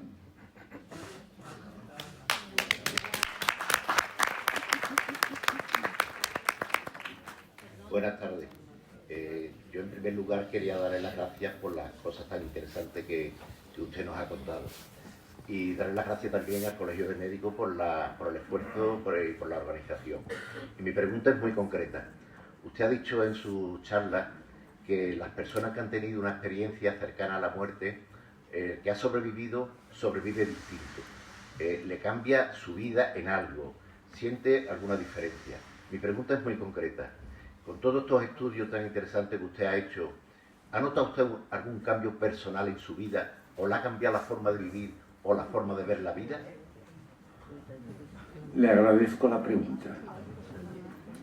Sí, profundamente. Incluso me ha cambiado la relación con mis enfermos. Yo me hice una pregunta. Soy muy curioso, siempre me hago preguntas ya. Digo, si esta persona, de manera inconsciente, ha podido contactar con su supraconsciencia, le ha cambiado tanto la vida, y me dice que la vida es un milagro, la vida es un regalo, yo puedo contactar con mi supraconsciencia. Se puede contactar con la supraconsciencia de manera consciente. No es necesario tener una muerte clínica. No lo intenten, porque no sabemos qué podemos hacer. ¿Cómo se puede contar?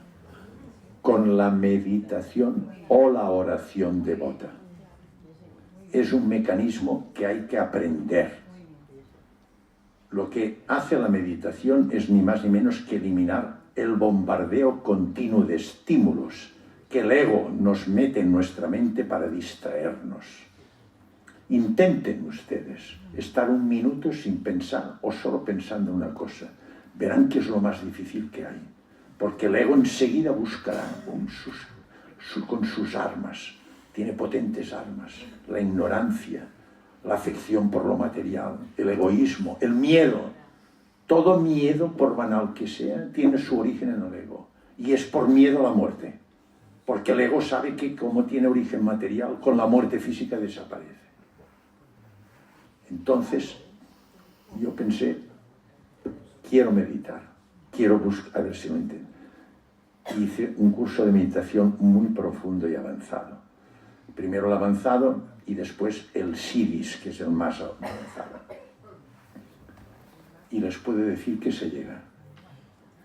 Yo no puedo hacer viajes astrales, no he llegado a esto, viajes de desdoblamiento que se llama, algunos lo consiguen, pero sí que contacto en ocasiones con mi supraconciencia y les puedo asegurar que cuando se contacta el mundo cambia, rotundamente cambia.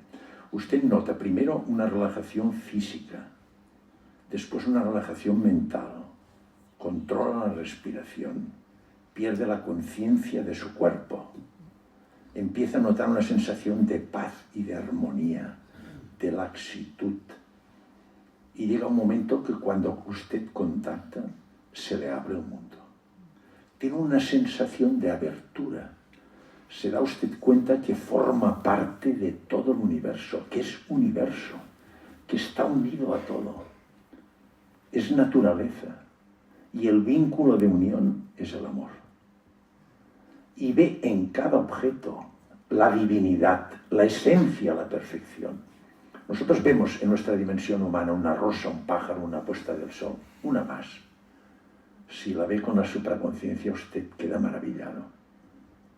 Una rosa es una perfección total y un pájaro es perfecto.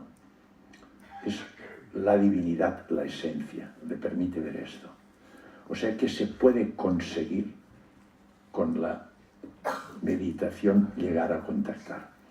Y cuando contacta, cambia su vida. Y la mía le prometo que ha cambiado mucho. Querido profesor, aquí hay una persona, la doctora Díaz Otto, María Reyes, que me ha ayudado mucho y que lleva un equipo de mindfulness de todo el colegio de médicos con los médicos serios. Adelante. Bueno, Alberto, yo estoy encantada. De verdad, don Manuel, estoy encantada. Porque estoy encantada porque poder estar... por favor. Estoy encantada porque poder estar aquí, en este salón, hablando, porque nosotros como científicos, como hemos ido y hemos estudiado en la facultad y después posteriormente y todo, poder aunar por fin todas las preguntas que te hacías con tus pacientes, cómo podías llegar, cómo podías decir, aquí pasa algo más, ha sido magnífico. Yo no sé física cuántica, pero soy una enamorada y en el foro de médicos jubilados otras personas más le gustan. Poder escuchar todo esto en una persona como usted, con su currículum, esto es una maravilla, esto es un lujo. Así que yo estoy muy agradecida. Y lo único que aquí llevamos es un grupito pequeño de mindfulness y compasión que desde luego a mí me cambió la vida. A mí me cambió la vida. Y no he tenido experiencias cercanas a la muerte, si he estado en una UCI, pero es una maravilla. Esto es algo que en toda facultad, en toda universidad, en un MIR, en todo, tenía que ser parte de la formación humanística que se ha ido perdiendo en nuestras facultades. Esa es mi opinión. De verdad, yo agradecida por haber podido venir. Así que muchas gracias. Muy bien. Yo quiero verificar. Yo pienso que lo que estamos haciendo, que hace usted y que intento hacer yo también, es aportar nuestro pequeñito grano de arena, ni más ni menos. Hemos de despertar conciencias, hemos de conseguir una masa crítica suficiente. Piensen que estoy tan convencido que los políticos y la política y la economía y todo esto no nos van a arreglar el mundo, porque hay un gran egocentrismo, el egoísmo, la afección por lo material, todo esto es lo que domina, el poder, el dominio, la riqueza. Lo que tiene que cambiar es la supraconciencia, nuestra auténtica identidad, que se mueve fundamentalmente con aquella frase maravillosa, a mí me gusta mucho, de la Madre Teresa de Calcuta, que decía: el que vive sin servir no sirve para vivir.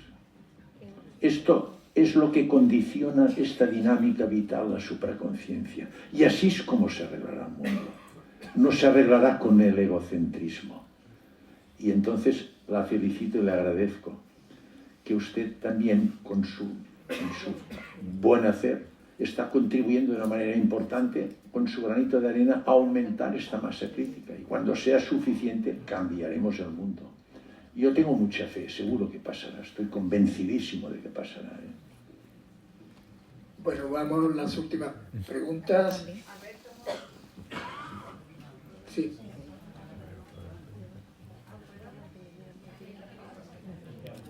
No, bueno. Aquí.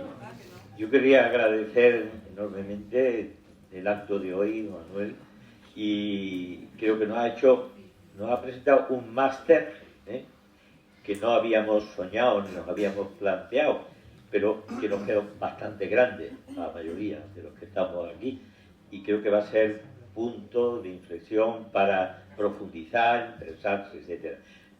Aquí también se ha hablado en el Mindfulness de María Reyes, etcétera, otro ámbito más del día a día.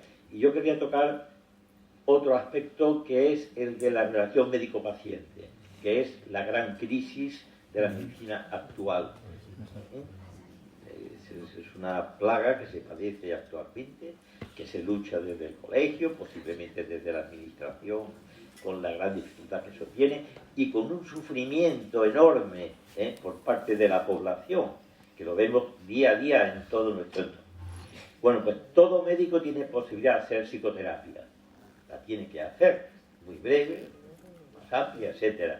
Y según especialidades y ámbitos, pues se profundiza más o menos y se hace mejor o peor. Y en toda psicoterapia hay un punto que me parece que tiene mucho que ver, y yo quiero preguntar sobre él aquí ahora. Y en un congreso de medicina psicosomática en Badajoz, hispano-portugués, recuerdo que una psiquiatra o psicóloga portuguesa decía: mira, en todo conflicto de enfermedad se le puede decir al paciente: mira, tú esto que tienes solo no te lo puedes curar, no tienes capacidad. Yo me imagino que es como rascarse la espalda, no puedes, te lo tienes que ir a una esquina. Yo tampoco tengo acceso a esa curación, a ese logro, que es lo que tú necesitas, pero en el encuentro, en esa relación de encuentro íntimo que hay que buscarlo y que se encuentra en el primer momento o después de mucho tiempo, venciendo dificultades, ese es el punto de inflexión de la curación de una persona. Pues yo eso, digo, practicando la medicina, me lo encuentro todos los días, lo va viendo todos los días, tiene mucha dificultad, y yo creo que si se detiene a eso por parte de la medicina, podría ser porque incomoda, porque es duro, porque requiere tiempo, esfuerzo, atención, etcétera, sacrificio. No sé, yo tengo ahí una nebulosa y le pido un poquito de luz. Le agradezco también esta pregunta, es muy interesante. Miren, les habla un cirujano. El cirujano nos movemos mucho en la morfología y en la fisiología. Más el tipo de cirugía que hago yo sobre mucho cáncer de esófago, páncreas, trasplantes, estas cosas. Entonces, a pesar de mi visión morfológica materialista, estoy convencidísimo que más del 90% de las enfermedades, todas, tienen relación con nuestra mente. Todas. Estoy convencidísimo de esto. Y tenemos pruebas con la respuesta neuroendocrina, la liberación de cortisol, catecolaminas, su efecto sobre la depresión inmunológica. Un minuto de estrés provoca la caída del sistema inmunitario 6 horas. Cáncer, enfermedades autoinmunes, infecciones. Todo esto tiene que ver con nuestro estrés, con nuestra mente. Entonces usted ha dicho otra cosa maravillosa, la posibilidad. Recuerden que Marañón decía que el gran descubrimiento era la silla, estar sentado al lado. Y la medicina actual no nos permite poco tiempo y la máquina, solo mirar la máquina, pero no podemos estar por la persona. Entonces esto no cura. ¿Y por qué cura la relación? Esto nos lo explica la física cuántica, amigo mío. Somos un complejo cuántico coherente. Eliminamos continuamente una radiación biofotónica, que condiciona un campo biofotónico en nuestro alrededor, que hoy se puede fotografiar. Esto lo describió el matrimonio Kirlian en Rusia y actualmente el método BioWell. Yo me lo he hecho. Se puede uno ver perfectamente, emitimos energía. Y cuando estamos con el enfermo, si las dos energías son coherentes, esto estimula de una manera tremenda la neuroplasticidad, la neurogénesis, potencia el sistema inmunitario. La relación próxima, humana, entre médico y enfermo es fundamental por la relación, para la curación. Y la causa es precisamente la radiación. ¿Sabemos por qué? Por la radiación biofotónica que es coherente. Y entonces esto mejora y cura. Mientras no hagamos esto, hacemos una medicina totalmente equivocada, parcelaria. Vemos al ser humano como un reloj con piezas. Le falla el riñón, al urólogo que lo opere. Le falla pues lo que sea, que vaya al especialista. El ser humano es uno, está todo integrado y controlado por nuestra mente. Y hemos de empezar entrando en la mente. Y esto lo hacemos con la relación personal. Totalmente de acuerdo, totalmente de acuerdo. Bueno, con permiso, señor presidente, vamos a ir terminando, concluyendo. Doctor Vigo, y allí al final hay una persona que quiere intervenir y ya damos por terminado el acto porque hay que hacer actividades. Doctor Vigo.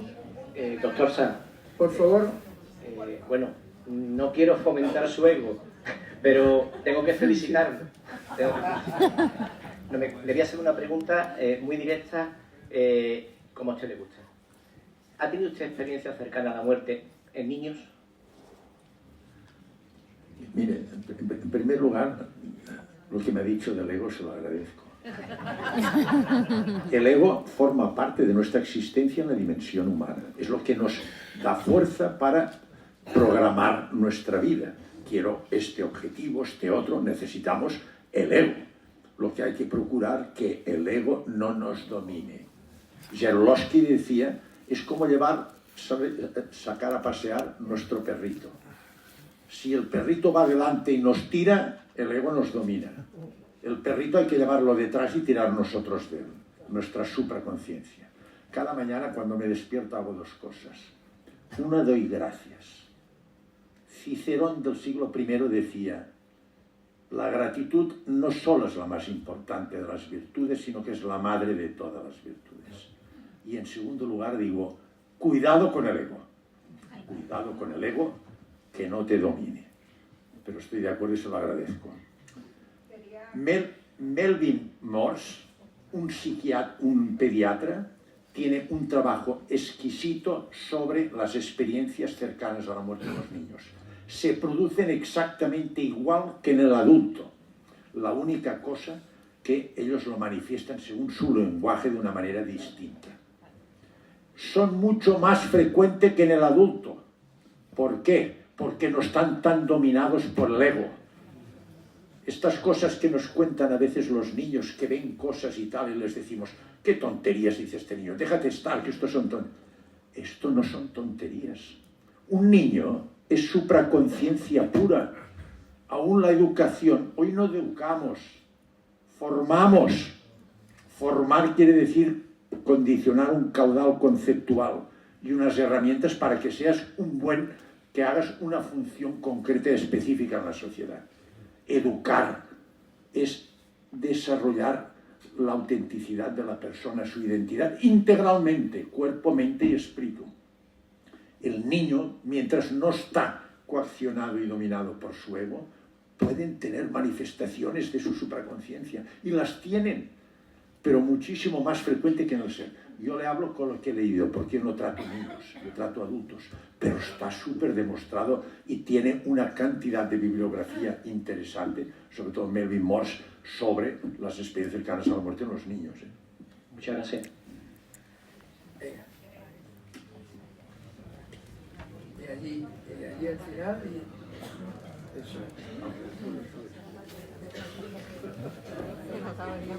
Bueno, buenas tardes. Soy Marisa Mesa, soy médico nefrólogo. dar las gracias al Colegio de Médicos y, como no, al doctor. Me cuesta mucho esto y la verdad que estoy hasta nerviosa, no sé.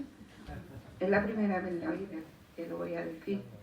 Yo he tenido una experiencia de esta, estando en segundo de medicina, porque hay algunos compañeros míos de promoción que la vivieron junto a mí. Y lo que le quería decir es que todo lo que usted ha dicho es verdad. Es verdad. La vida te cambia totalmente. Es algo de lo que no se habla, lo que ocurre después de. También me ha quedado una duda tremenda, porque cuando tú ves la luz, ya después no hay nada más.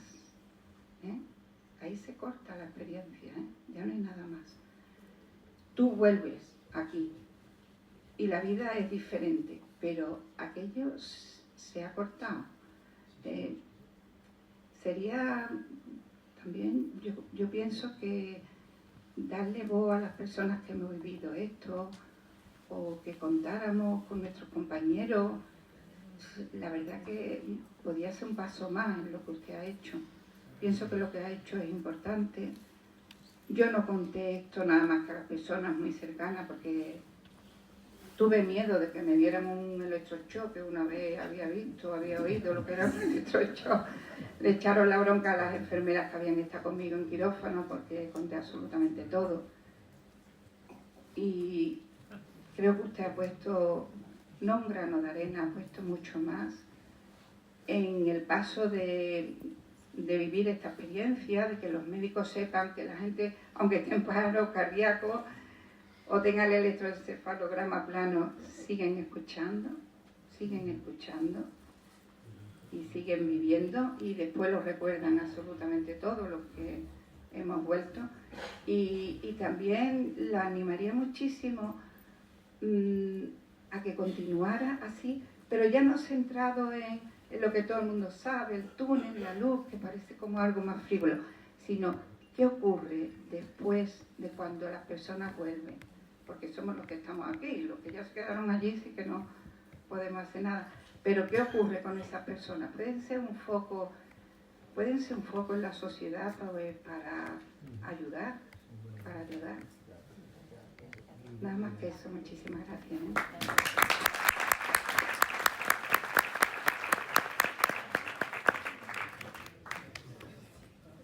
Miren, en Estados Unidos un 4% de la población, en estudios bien hechos, han tenido manifestación de su supraconciencia. Es frecuentísimo, pero como he explicado muy bien, la gente tiene miedo de decirlo esto, porque te tratan mal, te dicen que esto son alucinaciones, y si insistes acabas mal. Pero usted ha dicho cosas extraordinarias, por ejemplo, que le ha cambiado su vida. Esto es importantísimo, que hemos de difundir esta realidad por todos los medios que tengamos, como sea. Yo, por ejemplo, ahora una de las cosas que estoy haciendo es recogiendo casos. Hemos pedido casos con un protocolo de recogida de datos. Tenemos más de 600 casos recogidos, y cuando tengamos 1000 queremos hacer una publicación, y si podemos en una revista en Science o Nature. Es decir, dar a conocer esto, extender esto. Usted tiene suerte. Usted tiene suerte. Contactar con la supraconciencia quiere decir una evolución ya importante. ¿Se le ha repetido? ¿Ha tenido más contactos o solo ha tenido uno usted?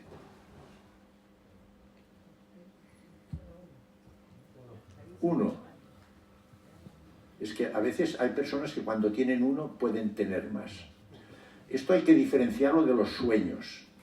Durante el sueño podemos tener nosotros, el soñar es una expresión, como decía Freud, de nuestro subconsciente, no es una experiencia cercana a la muerte. La única cosa que, como se inhibe totalmente el ego durante el sueño, sobre todo el sueño REM profundo, ya sea en el MOR, movimientos oculares rápidos o sin movimientos oculares rápidos, al inhibir el ego en personas predispuestas y evolucionadas, pueden tener la aparición de experiencias cercanas a la muerte. Sobre todo la sensación, por ejemplo, en un sueño, tener la sensación de que se vuela, que uno está volando, es ya manifestación de contacto con supraconciencia.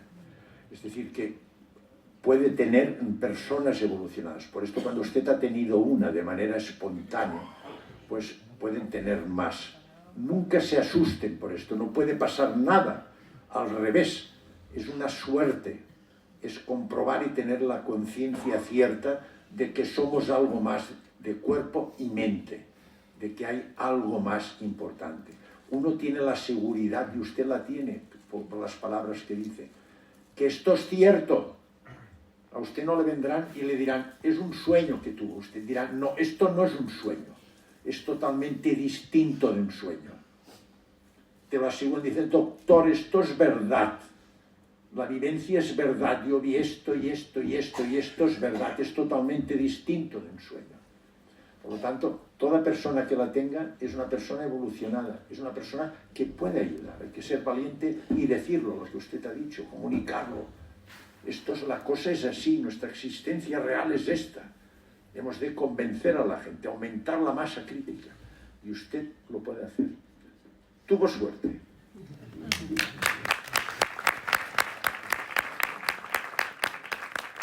Buenas tardes.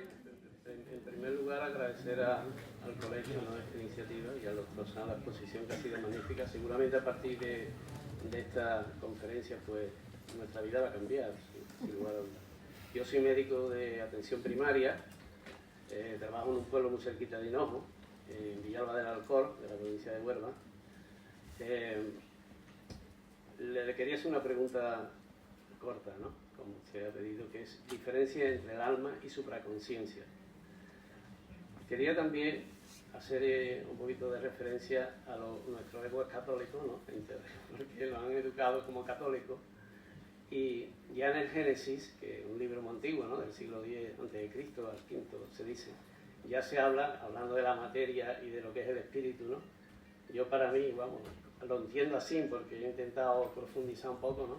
La materia es la figura de barro, ¿no?, y el alma el soplo divino, así lo entiendo yo, que ese soplo tiene que volver como al final en esa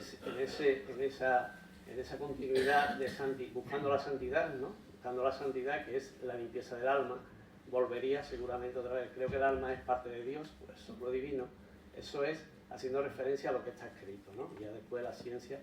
Bueno, entonces me gustaría saber la diferencia entre alma y supraconciencia. Y otra cosa más, si me permiten los compañeros, y les pido disculpas. Yo soy médico, hay pacientes míos que dicen médico de mi cabecera, ¿no? El médico de mi cabecera, no soy el médico sino de mi cabecera, ¿no? Creo que la relación médico-paciente, yo la verdad creo que es lo más importante que tiene la medicina, y por eso creo que mi especialidad es la mejor de todas, pues la más bonita, por esa relación que hay, ¿no? Soy médico también de un convento de clausura de Villalba del Alcor, que es de las Carmelitas, y bueno, me pido disculpas a mis compañeros porque lo invito a usted, si usted quiere y le viene bien por fecha y demás, hacer una conferencia de este tipo en el mismo convento, la iglesia del convento, para el pueblo de Villalba y los alrededores, que las modas de clausura puedan de verdad disfrutar de una conferencia como esta, nada más. Muchas gracias. A usted le quiero contestar muchas preguntas. En primer lugar, el día 5 nos veremos en Hinojos, en el camino, en que yo soy rociero. Nos veremos allí. En segundo lugar, miren, yo de los médicos que más respeto, se lo aseguro, son los médicos de familia y de cabecera. Ellos rotan por mi hospital y pasan por el servicio de cirugía un tiempo. ¿Sabe por qué? Porque me doy cuenta, cuando hay un buen médico de cabecera o de familia que conoce y trata bien a sus enfermos, nosotros curamos, o podemos curar. Si el médico de cabecera o de familia no es bueno, no curamos, paliamos. Nos vienen enfermos con cáncer de recto que no se le ha hecho ni un tacto rectal. Y vienen con metástasis. Mal, el médico de cabecera no ha actuado bien. Es fundamental para nosotros un médico de cabecera con una formación y una entrega total al paciente, con una buena dinámica asistencial y con unos buenos principios médicos y deontológicos. hacen diagnósticos precoces y podemos curar a los enfermos entonces. Si no, no podemos curar, paliamos. O sea que le felicito porque los respeto y son fundamentales para mí. Usted me ha preguntado la diferencia. Les he dicho que hay 3 cosas distintas. Lo que pasa es que verán que hay confusión con el nombre en distintos autores. Cada uno le pone su nombre. Pero lo que sí es cierto es que hay una conciencia, una información, que depende totalmente de la dinámica de nuestras neuronas. Llámele conciencia local, llámele conciencia, llámele actividad anímica, llámele como usted quiera. Es de la actividad metabólica de las neuronas y que hoy por mecánica cuántica lo explicamos. Ya hemos dicho que la partícula y la onda justifica la materia y el espíritu o la actividad mental sin un sustrato material. Esto es una realidad. Prueba de ello es que con el sueño, con una anestesia general, inhibimos las neuronas y desaparece nuestra conciencia. Esto es una cosa local. En el otro extremo está lo que realmente es nuestra auténtica identidad, lo que perdura. Lo que Jesús decía, le preguntaban, y él decía, estáis hechos a imagen y semejanza de Abba. ¿Quién es Abba en arameo? Es la conciencia primera, es Dios. Estamos hechos a imagen y semejanza suyo, porque somos holísticos respecto a la conciencia primera. Le preguntaban, ¿y cómo lo podemos encontrar? Y dice, pero si está entre vosotros y no lo veis. Lo tenemos cada uno dentro, pero el ego nos lo tapa. Esto es una auténtica, es la supraconciencia o espíritu. Unos lo llaman alma también, por esto hay confusión. Pero conceptualmente una información, una conciencia local o neuronal, y una que es eterna, holística, que es la presencia de Dios en cada uno de nosotros. Esta es la realidad. Y en medio hay algo, llámele alma, llámele karma, llámele como usted quiera, o subconsciente de Freud. Algo que es nuestra historia, lo que nos ha identificado en nuestra dimensión humana. Nuestra dimensión humana no es ni más ni menos que consecuencia de una pregunta extraordinaria. A ver si se la hacen ustedes y encuentran la respuesta. ¿El cerebro es permisivo o es productivo? Es muy distinto esto, ¿eh? Cada vez demostramos más que el cerebro es permisivo. El productivo es nuestra supraconciencia. Lo que hace el cerebro es como una interfaz, como un aparato de televisión. El aparato de televisión recibe información y transforma esta información en imagen y sonido. Nuestro cerebro, a través de lo que describió Roger Penrose y Stuart Hameroff, en los microtúbulos que forman parte del microesqueleto de las neuronas eucarióticas, son canales de información cuántica. Nuestra supraconciencia es lo que nos da toda la información. Y entonces nuestro cerebro permite que se filtre algo que se pueda traducir en la dimensión humana, para que nosotros lo podamos entender. No en la dimensión astral propia de la supraconciencia, que no lo entenderíamos. Es otro paradigma. Entonces, esta alma es nuestra historia, es lo que hemos hecho en el camino durante nuestra vida en la dimensión humana y es lo que condicionará nuestra evolución. Nos llevamos nuestra vida y nos llevamos la conciencia local, también forma parte de nuestro karma, porque es energía que no se puede eliminar. Pero hay que distinguir estas 3 cosas, pónganle el nombre que quieran. Una cosa local, nuestra auténtica identidad que es Dios, y en medio es nuestra historia, que esto es lo que nos llevamos. Llámele como usted quiera. Yo le llamo alma, que la mayoría llaman alma, el otro espíritu, supraconciencia, y el otro la conciencia local. Pero estructural y conceptualmente es así. No sé si le contesté todas las preguntas. En la mochila, exactamente. Es una mochila, uno se dice la mochila donde metemos todo lo que hemos aprendido. Lo que nos define como personas, tenemos una definición material propia y nuestra actuación. Todo queda en la mochila, es la mochila que nos llevamos. La supraconciencia, he sacado conclusión por lo que usted ha contado aquí, que es como es la comunicación con un ente superior, ¿no? Es exacto, es nuestra auténtica identidad que forma parte del ente superior. La mochila es nuestro comportamiento, nuestros sentimientos, nuestras buenas obras, las malas, y entonces con el tiempo, creo que hace mucho tiempo se tiene que limpiar para volver a formar parte del soplo divino, que es la divinidad de Dios. Eso haciendo, pasando un poco lo que está escrito. Mire, esto yo tuve el día 3 de abril, tuve la suerte, estuve en una reunión con el Dalai Lama. Dalai Lama en Dharamsala. Dharamsala, saben que es la ciudad de la India, del norte de la India, muy próxima a la frontera del Tíbet, donde está el gobierno en el exilio del Tíbet. Ya sabe que fue invadido el Tíbet por China, y entonces allí está pues el parlamento. En el año 2000 el Dalai Lama cedió el poder político al pueblo y él solo tiene el poder religioso. Y entonces ellos se gobiernan con una democracia. Y todo está situado en Dharamsala. Estoy en Dharamsala y dicen exactamente lo mismo. Lo mismo. Ellos insisten mucho en el karma. Para ellos es muy importante. Es lo que condiciona los ciclos. El samsara de nacimiento, porque insiste mucho. Para ellos la reencarnación es fundamental.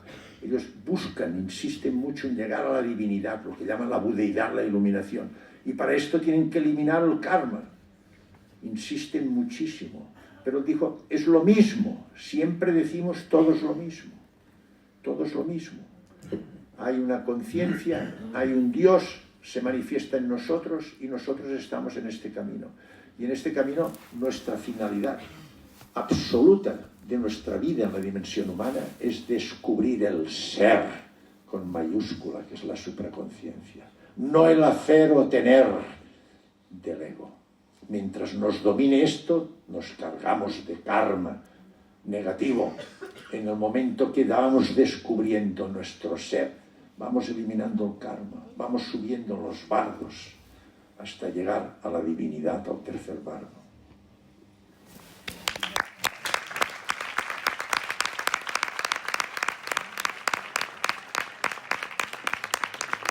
La última pregunta. Muchas gracias, Manuel, por todo lo que has compartido. Yo quería agradecerte tu labor uniendo, tejiendo este puente entre la ciencia y la conciencia, teniendo en cuenta el lugar donde estamos, y también que poco se habla, has hablado mucho sobre la experiencia cercana a la muerte, pero gracias a tu conciencia estamos también teniendo experiencias cercanas a la vida. Yo creo que la conciencia es vida. Yo quería preguntarte si conoces a un científico francés que se llama doctor Jean-Pierre Garnier Mallet, que tiene una teoría sobre el desdoblamiento del espacio y del tiempo. De hecho, él utiliza el término desdoblarse, que tú también lo has nombrado un momentito. Para saber si lo conocías. El doble. Y si conoces su vida. No, la verdad es que no le conozco. Pensaba que hablabas de Michel-Yves Bolloré, el francés este que ha sacado un libro muy interesante, pero este que has citado no lo conozco. Hay una forma, y esto si hay algún neurocirujano lo sabe. Cuando en la extirpación de tumores cerebrales, yo he hablado con los neurocirujanos en mi hospital, hay una zona del cerebro a nivel parietal, que es la zona del precunio, que cuando se extirpan tumores en esta zona, saben que actualmente están extirpando los tumores cerebrales con el enfermo despierto, porque de esta manera permiten delimitar perfectamente la zona de extirpación sin aumentar las secuelas que pueden condicionar. Y de esta manera van viendo, van estimulando. Pues con estimulaciones en las zonas del precunio, el enfermo puede tener la sensación de desdoblamiento, es decir, la salida del cuerpo incluso con autoscopia. Esto está demostrado, es decir, en la realidad.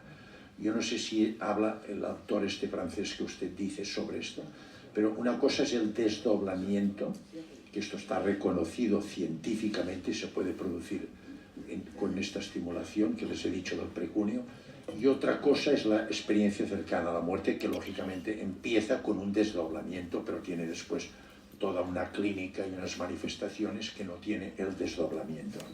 No tengo el gusto, lo voy a buscar porque lógicamente me interesa muchísimo todo esto, se lo agradezco mucho, muchas gracias. Muchas gracias. Vamos a dar por terminado el acto, agradeciéndole al doctor Sanz Segarra su intervención en este Colegio de Médicos de Sevilla. Espero que de la historia esta reunión de médicos senior y de muchas personas de la sociedad sevillana que han querido acercarse a nuestro colegio. Son amigos y ya forman parte de la familia colegial. Muchísimas gracias a todos ustedes y antes de terminar el acto, por supuesto, agradecerle a don Manuel Sanz Segarra su intervención y esas palabras que ha tenido para con nosotros los médicos de familia que tanto necesitamos y que tanto miramos la cara de los enfermos y no la pantalla, como él ha dicho muy bien, sigamos en ese camino.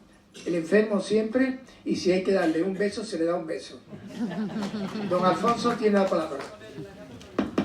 Bueno, evidentemente ha sido gratificante, no, mucho más. Yo quiero agradecer a vuestra presencia tremendamente, pero sobre todo a mi compañero Alberto Pérez, que es el que ha organizado esto y ha tenido la capacidad y la gran idea de traer a nuestro otro compañero, a Manuel Sanz, y que él haya tenido la gentileza de estar aquí con nosotros.